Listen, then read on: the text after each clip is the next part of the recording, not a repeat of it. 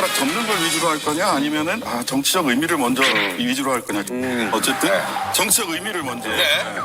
12월 3일 계엄 해제 투표할 때 투표하지 않은 사람 접어. 못 들어왔죠. 어쨌든 결과적으로. 네, 못 들어왔죠. 예. 군대에 방이나 보충력으로 다녀온 사람 접어. 이거 많이 하셨네. 뭐가 땄어요, 현역? 그래, 장교로. 장교.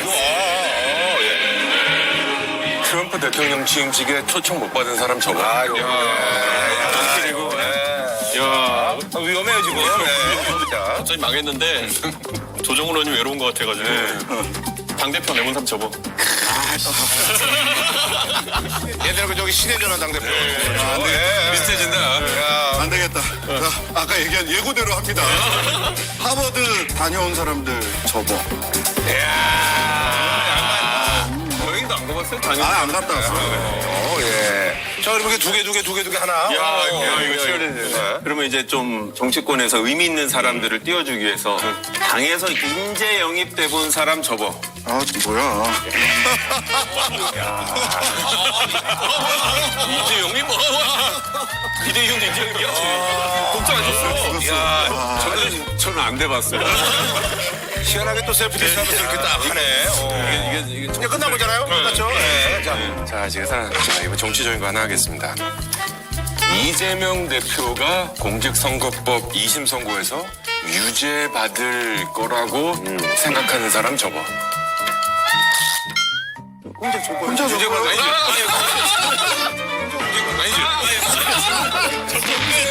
다시. 안 돼. 접으세요. 시차가 정리가 안 돼 지금. 말이 길어가지고 불안했어. 낙장불이. 결국 그럼 이렇게 되잖아. 무조건. 그래도 한 번은 하겠습니다. 자, 2010년 이후에 정치 시작한 사람 접어. 어쨌든 내가 바로 접을 수는 없잖아. 근데 마지막에. 인정, 인정 활동하면서 1년에 비행기 100번도 안 타보는 사람 접어. 자, 이렇게 해서 그럼 말이죠. 오늘 송병호 게임. 나갑니다, 방송. 바보 되겠네, 이거. 요거 쇼츠로 올라가면 될 거야.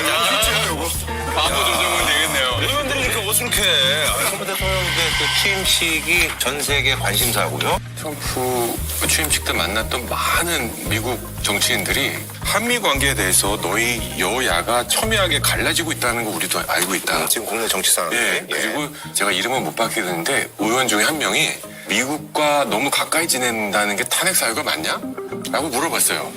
그래가지고 그 무슨 얘기냐 봤더니 1차 탄핵에 윤석열 대통령 탄핵 사유가 이른바 가치 외교라는 이름으로 북한과 중국과 러시아를 소원하게 했다. 이런 표현이 있습니다. 2차에는 빠져 있지만요.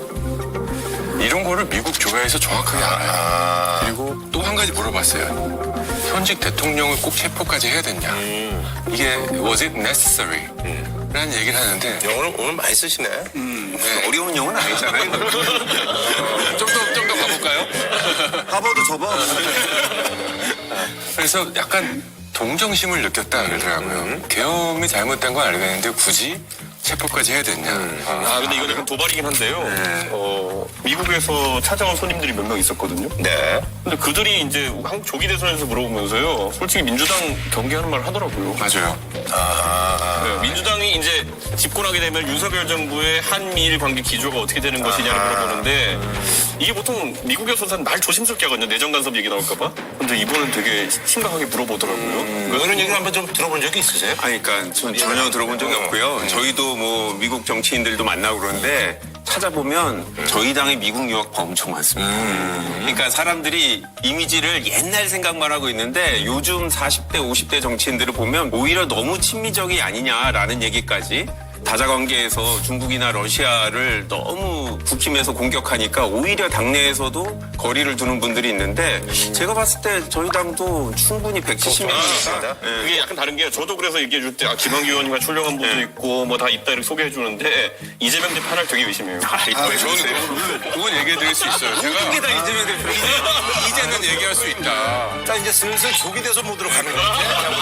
이거 이해관계자니까 빼고 해야 될 것 같아요. 조 의원님 도와주는 것 같죠? 아니에요. 조기 대선으로 지금 가고 있어. 그 정도는 알지 내가. 한미 관계는 너무 중요해. 근데- 저는 이번에 조 의원님 미국 가신 사이에 제가 주호영 국회부의장님 모시고 야당 의원들이랑 같이 해가지고 일본을 갔다 왔어요. 네네. 근데 일본에 이제 가서 이시바 총리랑 또 일본 사람들 보면은요, 저한테 이재명 대표는 어떤 분이냐. 그러니까 되게 물어봐요. 왜냐면 이 한일 관계와 한미 관계에 있어서는 초유의 관심사인 게 왜냐면 지금까지 이재명 대표가 하셨던 말씀이 많잖아요. 곧 한미일 정상회담이 예정돼 있습니다. 역사의 수레바퀴를 해방 이전으로 돌리는 이 패착을 정부가 더 이상 두지 말아야 합니다. 그런데 일본을 끌어들여서 한미일 합동 군사 훈련을 하면 일본 자위대를 정식 군대로 인정하는 것으로 해석될 수 있지 않습니까? 다시는 이런 한미일 합동 군사 훈련을 하지 않겠다는 약속하고 외교 참사에 이은 국방 참사입니다. 그럼 최근 한 1, 2주 보면요, 이재명 대표가 또 뭐 한일 관계나 한미 관계에 대해서 되게 저장적인 말씀하시니까 오히려 선선이 온 거예요. 한미 한일 관계에서. 한 가지 말씀드리면 미국하고 일본이 지금 우리 당에 대해서 우려하고 있는 건 우리가 다음 대선에 이길 거라고 전망하고 있다. 그러니까 저는 여기서 좀 시야를 이제 범야권 중에서도 그 민주진보 쪽에서 시야를 좁히지 않았으면 좋겠는 게 저도 아까 처음에 깔았던 게 뭐냐면 민주당에 대한 의심이 아니라니까요.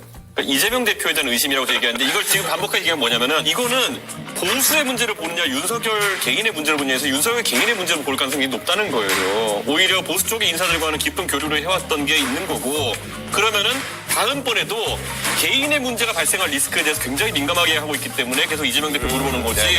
저한테 김부겸 총리와 이낙연 총리 그거는 하나도 분배 안 해요. 그러니까 이게 윤석열 개인 리스크가 심각했던 것처럼 문제는 저는 이재명 개인 리스크가 있다고 봅니다. 윤석열 개인 리스크로 이 사태를 분리해내지 못했다는 거예요. 지금 그래서 끌어안고 있는 거예요. 그래서 분리된 정당 개혁신당이 중요합니다. 자, 그럼 트럼프 취임하는 말씀 결국 우리나라 미래 뭐 이런 얘기 안 하고 결국 다 이재명 얘기하니까.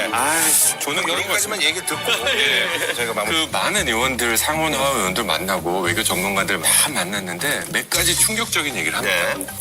첫째는 트럼프가 김정은을 만날 가능성이 매우 높다. 니네 준비해야 된다. 그 얘기. 그다음에 트럼프 대통령이 취임식에서 북한의 핵을 이제 실질적으로 인정하는 그런 발언을 했어요. Him, he liked me, I liked him. We got along very well. Now he is a nuclear power.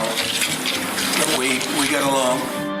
그래서 이제 핵을 갖고 있는 북한에 대한 실질적인 현실적인 정치가 미국을 지배하기 시작했다. 네. 그리고 트럼프 대통령이 지금 거침없이 움직이고 있고 네.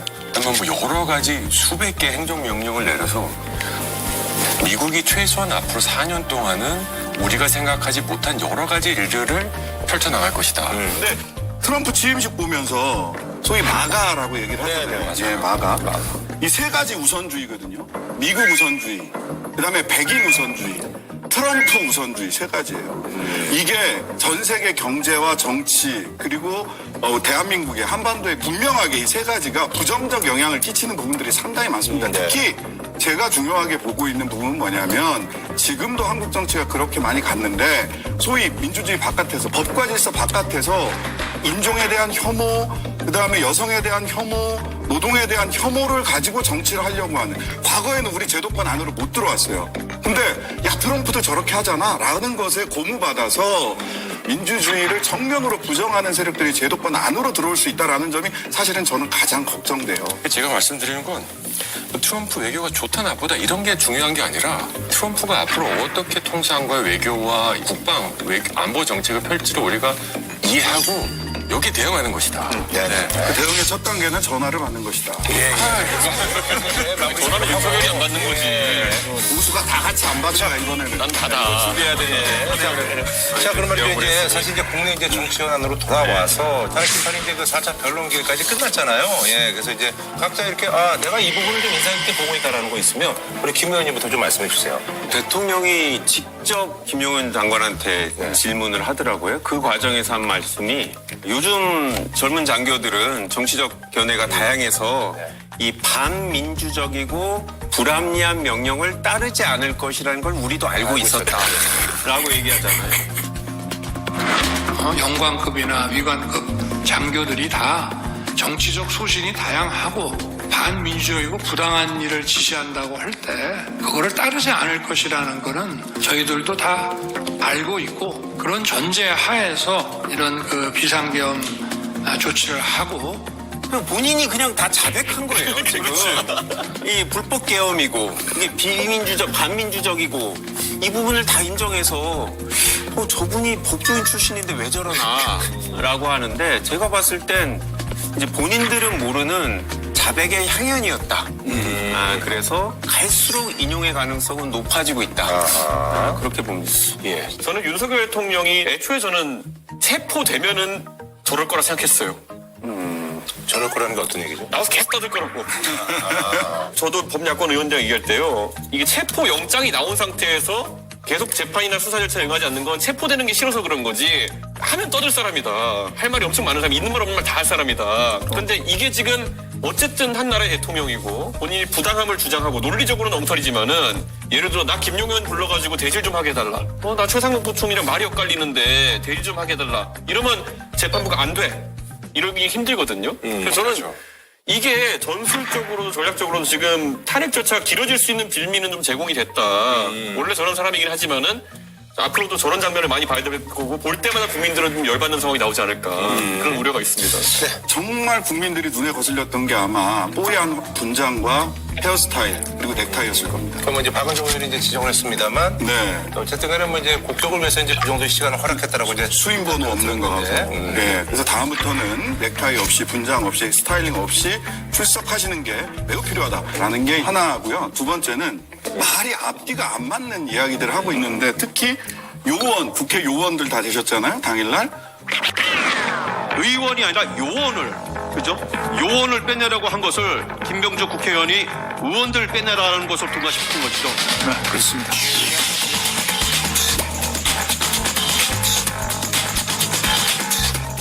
그리고 계몽령이다 이런 얘기를 들어보면 국민들은 이 사건 비상계엄을 계몽령이라고 이해하고 있는데 반국가 세력은 내란죄라고 몰아서 대통령까지 구속한 것입니다. 실제로는 법리적으로 다툴 생각이 없어요. 다투기 어렵다는 걸 스스로 알고 있는 거고 헌법재판소의 심판정을 정치선동의 장으로 생각하고 있다. 근데 저 야당끼리긴 한데 좀 이견이 있어서. 우리도 야당이 없어요. 야당. 아니, 이제 정치적인 선동만 하고 있다. 대통령이 이렇게 얘기를 하셨는데 저도 그럴 줄 알았는데 쭉 보니까 저는 법률적으로 본인들은 이게 탄핵이 기각될 수 있을 거라고 믿고 있는 것 같아요. 무슨 말이냐면 이 탄핵이 되려면 중대한 헌법 법률 위반이어야 되는데 계엄이 좀 규정이 안 맞았어. 하지만 경미해. 이번에 좀 잘못했지만 탄핵은 아니야. 포고령에 뭐 사실은 법적으로 검토해서 손댈 거는 많지만 어차피 이 계엄이라는 게 길어야 하루 이상 유지되기도 어렵고 이게 상위법규에도 위배되고 내용이 구체적이질 않아서 집행 가능성도 없는 거지만 뭐 그냥 놔둡시다 라고 말씀을 드리고 그냥 놔뒀는데 이런 식으로 계속 지금 변명을 하는 게 처음엔 저희가 시간만 끌 줄 알았는데 대통령이 딱 이거는 본인이 주도적으로 이건 탄핵 사유 아니야 라고 방향을 딱 정하신 것 같다. 지금 우리 국회는 윤석열 대통령 탄핵을 소추한 거고 탄핵이 인용될지 말지는 헌법재판소의 결과입니다. 네네네. 그렇죠. 그래서 저는 탄핵이 인용되면 이게 정의고 탄핵이 기각되면 정의가 부정됐다 이렇게 주장할 수는 없는 겁니다. 민주당도 조국당도 탄핵이 기각됐다면 그걸 받아들이는 게 맞다고 봅니다. 당연하죠. 그거 당연한 거죠. 네, 그래서 지금 걱정 안 하셔도 돼요. 네, 그래서 따라서 반대의 말씀 드리고 싶어요. 인용 때도 받아들여주세요. 저는 당연히 그렇습니다. 그래서 윤석열 대통령은 안 최선을 받아들일 다해서 거고, 분명히. 아니, 저는 대통령께서 지금 뭐 헌법재판소에서 발언하시는 그것이 자기가 어떤 생각을 하고 계엄을 했는지 그리고 그 이후에 대한민국에 대해서 어떤 생각을 했는지 솔직하게 얘기하고 있다고 생각해요. 아니죠. 이건 이게 문제죠. 거짓말을 하는지 안 했는지. 거짓말하고. 아니 저는 거짓말은 아니라고 생각해요. 윤석열 요새는 좀 거짓말을 할 스타일이 아니에요. 윤석열 거짓말이 일상화된 사람이 있어. 저는 아니라고 생각해요. 잘 몰라. 그건 아니라서. 아직 잘 모르시는 것 같은데. 아, 전 그렇게 생각하지 거짓말, 새빨간 거짓말, 윤석열의 거짓말. 아닙니다. 세상에 3대 아, 거짓말. 그거야 이재명 대표의 브랜드인데 그걸 어떻게 침범해요? 아유, 뭔 소리예요. 거짓말하면 이재명 대표의 브랜드죠. 둘 다 청산하자, 둘 다 청산해. 네, 조국 대표님이 거짓말한 거 들통나서 감옥 간 거고.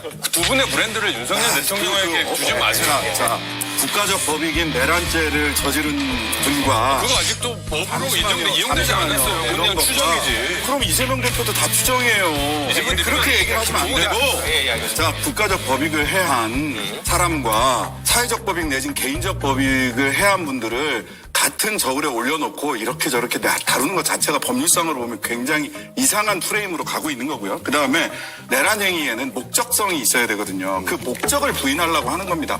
국헌문락에 목적이 없었다라는 걸 부인하려고 하는데 그 부인을 위해서 내놓는 얘기가 다 말이 안 돼요. 뭐냐면 계엄군은 질서 유지를 위해서 투입했다. 질서 유지를 위해서 왜 창문을 깹니까? 그 다음에 포고령 자체가 위헌인데 전공이 48시간 이내 안 돌아오면은 처단한다.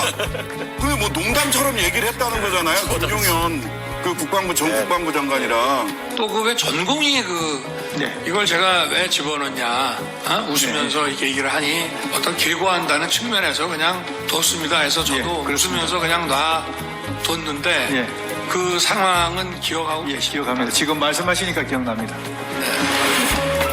아니 지금 전공의들이 무슨 뭐 파리 목숨입니까?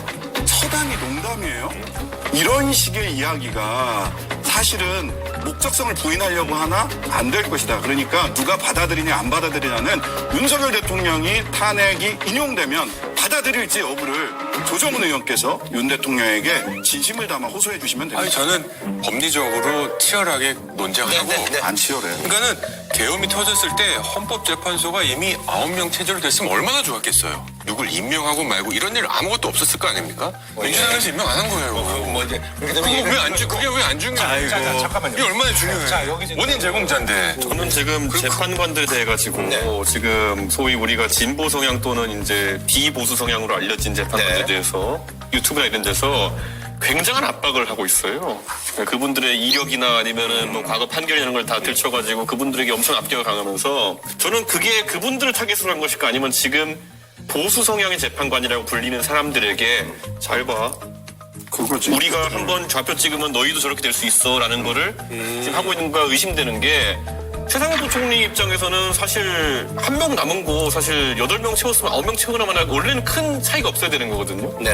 그럼 지금 시점에서는 큰 차이라고 생각하는 이유가 뭘까? 그럼 아까 저도 제가 봤을 때 김한규 의원님처럼 기강을 노리고 한 전술이다. 그래서 저는 투택인 게 여기서 이상한 법리 논쟁, 김용현 장관이랑 무슨 말 하는지 모르겠어 둘이 앉아있으면은 그거는 기강을 노리고 그리고 선동을 위해서 들고 나오는 거는 부정선거. 부정선거로. 네. 이래가지고 목적을 정당화하는 그런 걸 지금 하고 있는 거거든요. 요즘 또 이제 뉴스를 이제 뜨겁게 타는 게 사실 이제 부정선거 관련해서 조상훈 전 정보사령관이 QR코드 뭐 확보해라 이런 얘기들. 그래서 황교안 전 국무총리가 국회에서 기자회견을 열고 부정선거는 팩트라고 주장했습니다. 부정선거는 팩트입니다. 부정선거는 저질러졌고 범죄자는 처단해야 합니다. 공무원 수험생들에게 유명한 역사 강사 전한길 씨는 이 혼란을 선관위가 초래했다며 부정선거 의혹을 꺼내들었습니다. 이 부정선거만큼은 반드시 바로잡겠다고 기업까지 스포하게 된 것 아닙니까? 부정선거 음모론 얘기를 계속 주장을 하고 있는 그런 상황에서 이준석 의원이 그런 분들과 우리 그럼 무제한 토론 한번 하자. 몇백만 조회수 나올 겁니다. 유튜브에요.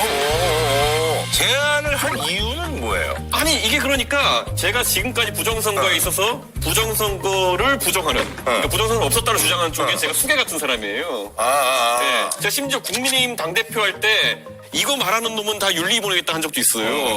근데 알고 봤더니 대통령 후보가 수계였지. 그런데 이제 이 상황인데 전문적으로 토론하시거나 정치하신 분들이 아닌 분들이랑 토론해보니까요. 옛날에 뭐 이상한 소리예요. 뭐 CCTV를 틀어놨는데 투표함을 비추고 있는데 아무 일이 아무것도 안 보이니까 정지 화면 아니냐. 그러니까 뭐 고양이랑 강아지를 좀 풀어놓으면 안 되겠느냐. 강아지나 고양이 같은 것을 그 CCTV 관내 보관하는 곳 안에 머물게라도 했으면 좋겠습니다. 그 이유는 CCTV만 있고 동체가 없다고 하면은 뭐 이런 주장을 해요. 그러니까 적어도 이분들은 이길 가치가 없는 분들이잖아요. 그러니까 이 황교안 총리 정도 되면은 대한민국의 대통령 권한대행까지 지내시고 했으니까 이분을 토론해서 뭐 설득하거나 제압하면은 이 논란이 좀 종식되지 않을까.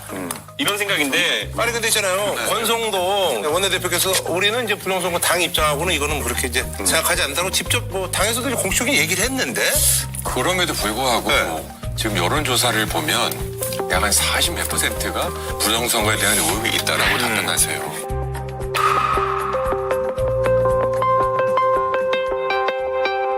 이거는 그냥 단순히 웃고 넘어갈 일은 아니에요.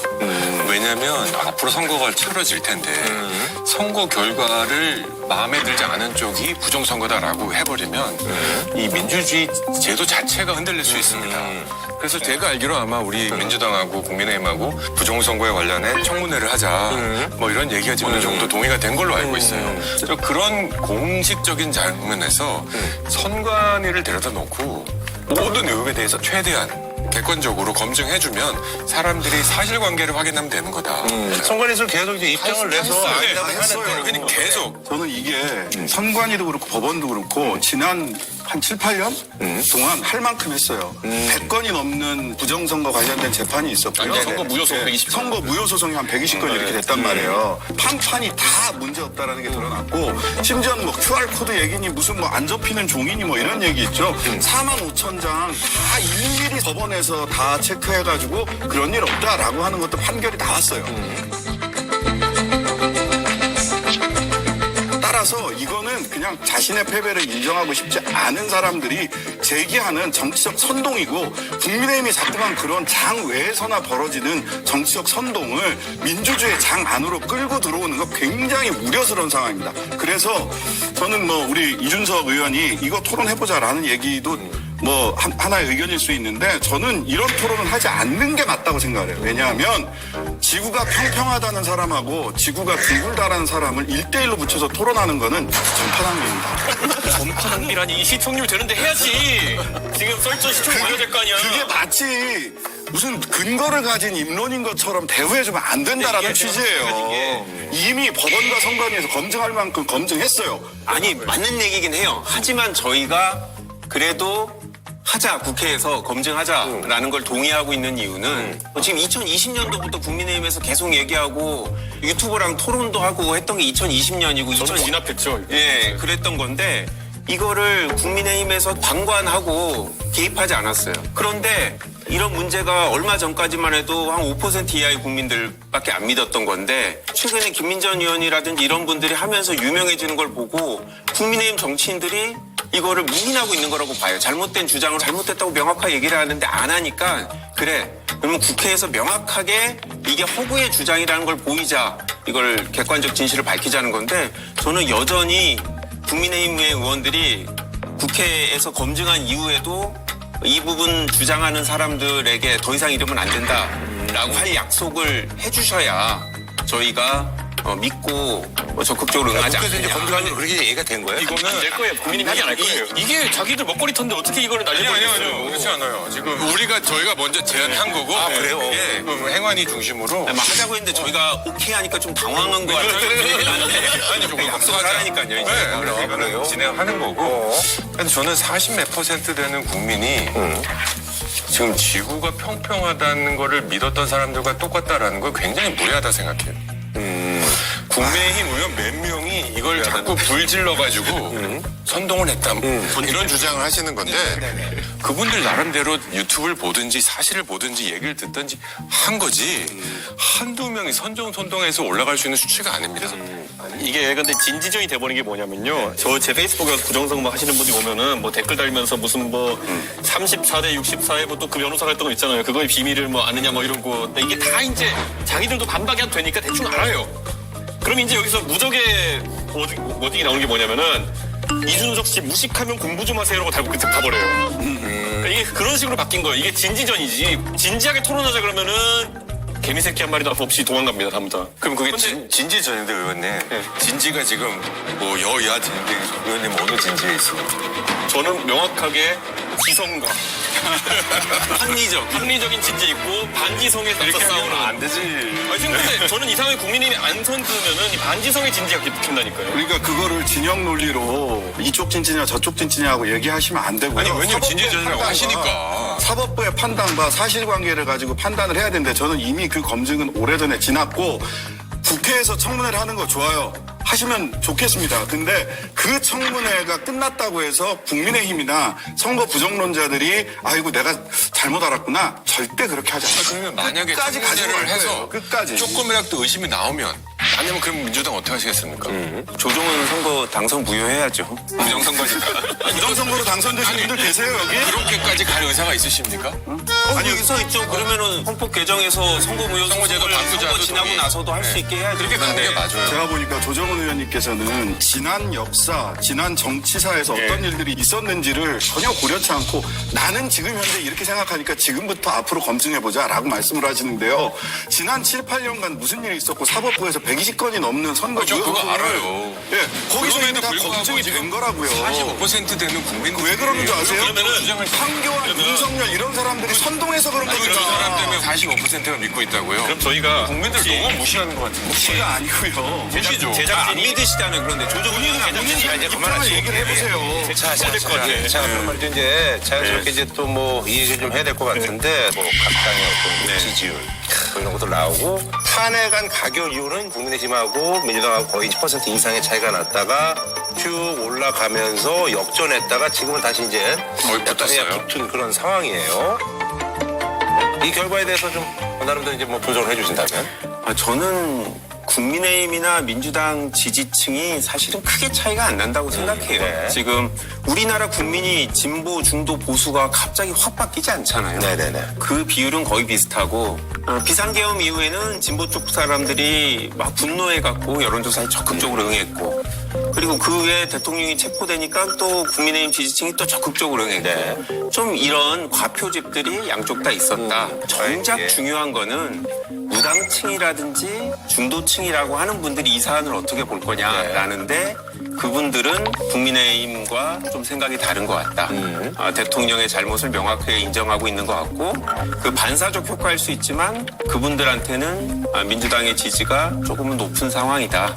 그래서 뭐 저희가 전혀 안심할 수 있는 상황은 아니고 네네. 뭐 이제부터 시작이다라는 생각으로 하고 있습니다. 이게 분위기가 약간 좀 바뀌긴 바뀐 것 같아. 민주당 요즘 되게 위축됐어요. 감사합니다. 뭐 이렇게 했는데. 그렇죠. 약간 좀 아주 달라졌네요. 아니, 다시 저희가 올라왔기 때문에 네, 조정 국면이. 네네네. 저는 최근에 여론조사는 이미 이제 탄핵은 됐고 윤석열 복귀 가능성 없으니까 그냥 대선을 선취해서 대선 여론조사 같은 거예요. 그러다 보니까 진영이 양쪽이 딱 결집을 한 상황인데 더군다나 구도가 어떻게 됐냐면요. 이제 아까 조정훈 의원도 뭐 이렇게 꼬리표처럼 맨 끝에 이재명을 달잖아요. 즉 현재의 구도가 어떻게 됐냐면 이재명이냐 아니냐의 구도로 갔다. 과거에는 윤석열이라는 이 방파제가 있었어요. 근데 윤석열이라는 방파제가 딱 걷어내지니까 이재명에 대한 세부적인 거 하나하나가 전부 다 판단의 근거가 되고 있는데 저는 사실은 이번 대선이 이재명이냐 아니냐 대선으로 가서는 저는 안 되는 거고 한국 정치에 있어서도 헌정을 수호하려고 하는 세력이냐 아니면 내란과 폭동에 동의하는 세력이냐 이거를 선택하는 선거로 갈 수밖에 없다고 생각해요. 그래서 저는 개혁신당이 헌정 수호 세력과 함께 할 거냐 내란과 폭동 수호 세력과 함께 할 거냐 곧 결정해야 되는 때가 올 거라고 내란과 생각합니다. 폭동 수호 세력이 우리를 아무리 좋아한다는데 우리는 헌정 수호로 갈 겁니다. 자, 헌정 수호 세력으로 간다면 내란 폭동을 찬성하는 세력 대 헌정 수호 세력의 구도에서 헌정 수호 세력이 연합군, 우주연합군을 만들어야 된다라고